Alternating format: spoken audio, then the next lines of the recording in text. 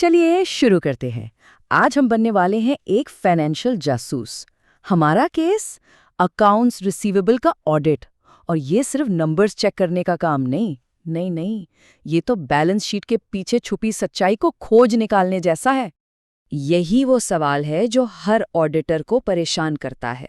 سوچے، کسی کمپنی کی کتابوں میں لاکھوں روپے کے ریسیویبلز نظر آ رہے ہیں، لیکن کیا یہ پیسہ واقعی موجود ہے یا یہ صرف کاغذ پر ایک خوبصورت کہانی ہے؟ اصل کام ہی یہی ہے کہ اس حقیقت اور فسانے کے درمیان فرق کو تلاش کیا جائے۔ اچھا، تو اس کیس کو حل کرنے کے لیے کچھ خاص اوزاروں کی ضرورت پڑتی ہے۔ ہم انہیں آڈٹ اسرشنز کہتے ہیں، لیکن آج کے لیے یہ ہمارے 5 خفیہ ہتھیار ہیں۔ یہی وہ بنیادی سوالات ہیں جو ہر ثبوت کو پرکھنے میں کام آئیں گے۔ ان 5 سوالات کی روح کو اگر سمجھ لیا جائے تو یوں سمجھے کہ 50% آڈٹ تو ہو گیا۔ یہی کیس کی بنیاد ہے۔ مطلب، کیا یہ رقم اصلی بھی ہے؟ کیا حساب کتاب ٹھیک ہے؟ کہیں کوئی ریسیویبل غائب تو نہیں؟ اور سب سے اہم، کیا یہ پیسہ واپس بھی آئے گا؟ اور کیا یہ واقعی کمپنی کا حق ہے بھی یا نہیں؟ بس ہر ثبوت کو انہی 5 سوالوں کی کسوٹی پر پرکھا جاتا ہے۔ یہی ہمارا روڈ میپ ہے۔ چلیں، اب جب سوالات تیار ہیں تو اصل تفتیش کی طرف بڑھتے ہیں۔ فیلڈ میں آڈیٹرز 3 بنیادی ٹیکنیکوں پر بہت انحصار کرتے ہیں۔ یہ وہ طریقے ہیں جو سچ کو سامنے لاتے ہیں۔ تو آئیے ایک ایک کر کے ان کو دیکھتے ہیں۔ ہماری پہلی ٹیکنیک ہے ایجنگ انالیسس۔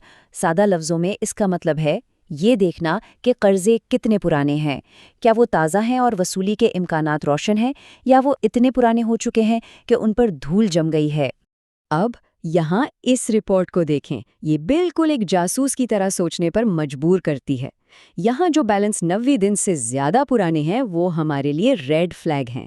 ایک آڈیٹر فوراً کلائنٹ سے پوچھے گا، یہ پیسہ اب تک کیوں نہیں ملا؟ کیا کسٹمر کے ساتھ کوئی جھگڑا ہے؟ کیا ان کے دیوالیہ ہونے کا خطرہ ہے؟ کیونکہ ایک بنیادی اصول یاد رکھیں، جتنا پرانا قرضہ اتنا ہی برا قرضہ۔ اور یہیں پر پروویژن کا کانسیپٹ آتا ہے۔ تو یہ پروویژن ہے کیا؟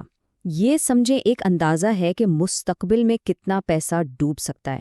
یہ ایک طرح کا سیفٹی نیٹ ہے جو کمپنی اپنے ممکنہ نقصان کے لیے بناتی ہے۔ اگر ایک کمپنی کے پاس بہت سارے پرانے قرضے ہیں لیکن اس کا پروویژن بہت کم ہے تو یہ ایک اور بڑا ریڈ فلیگ ہے۔ اس کا سیدھا مطلب یہ ہو سکتا ہے کہ کمپنی اپنے منافع کو بڑھا چڑھا کر دکھا رہی ہے۔ تو اصل بات کیا ہے؟ پروویژن حقیقت کے قریب ہونا چاہیے۔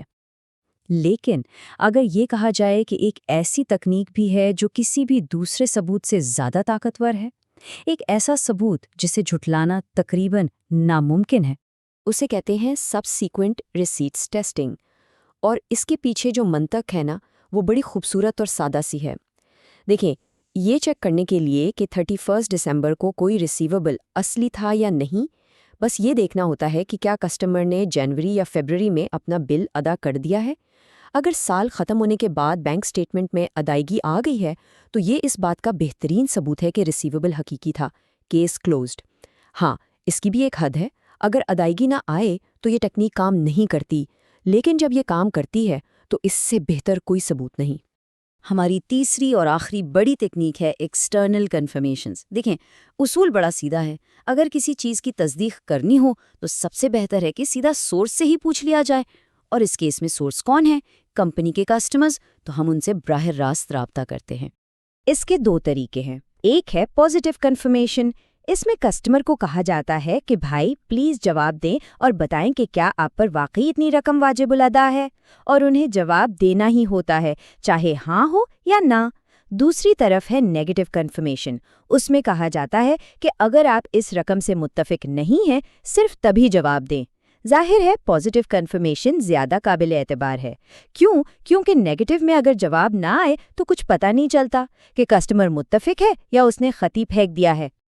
اب یہاں دیکھیں، یہ پورا عمل بڑا منظم طریقے سے ہوتا ہے۔ ایک طرف وہ خط ہے جو کسٹمر کو بھیجا جاتا ہے، اور دوسری طرف آڈیٹر کی اپنی ٹریکنگ شیٹ ہے جس پر ہر جواب کو بہت احتیاط سے ریکارڈ کیا جاتا ہے، بالکل ایک منظم تحقیق کی طرح، جہاں ہر سوراخ کا پیچھا کیا جاتا ہے۔ اچھا جی، تکنیکیں تو ہم نے جان لی۔ اب ایک قدم آگے بڑھتے ہیں۔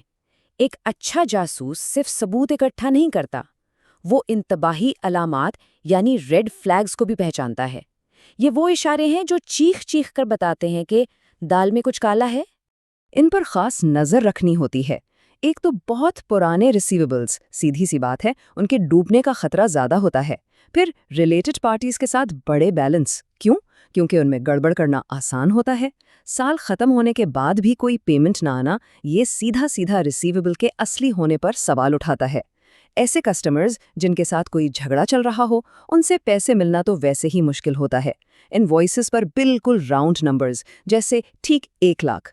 بھئی اصلی دنیا کے سودوں میں اتنے صاف ستھرے نمبر کم ہی ہوتے ہیں۔ اور آخر میں سیلز میں اچانک بغیر کسی وجہ کے بہت بڑا اضافہ۔ ان میں سے کوئی بھی نشانی نظر آئے تو خطرے کی گھنٹی بج جانی چاہیے۔ لیکن سنیں، ان تمام ٹیکنیکوں اور ریڈ فلیگز سے بھی بڑھ کر ایک چیز ہے، ایک ایسی چیز جو ایک عام آڈیٹر اور ایک بہترین آڈیٹر میں فرق پیدا کرتی ہے، اور وہ ہے سوچنے کا انداز، مائنڈ سیٹ۔ یہ صرف یہ جاننا نہیں ہے کہ کیا کرنا ہے، بلکہ یہ جاننا ہے کہ کیسے سوچنا ہے۔ بس ایک سوال ہر قدم پر خود سے پوچھنا ہے، اگر یہ سب جعلی ہوتا تو میں اسے کیسے پکڑتا؟ یہی ایک سوال ہے جو کسی کو صرف چیک لسٹ فالو کرنے والے سے ایک شکی اور ذہین تفتیش کار بنا دیتا ہے۔ یہ سوچ ہمیشہ ایک قدم آگے رکھتی ہے۔ تو آخر میں بس یہ یاد رکھیں کہ آڈٹ صرف کھانوں پر ٹک لگانے کا نام نہیں ہے، نہیں، یہ ایک رویہ ہے، پروفیشنل اسکیپٹسزم کا، یعنی ذہانت کے ساتھ شک کرنا۔ اور یہی وہ مائنڈ سیٹ ہے جو ایک عام اکاؤنٹنٹ کو فائنینشیل سچائی کا محافظ بنا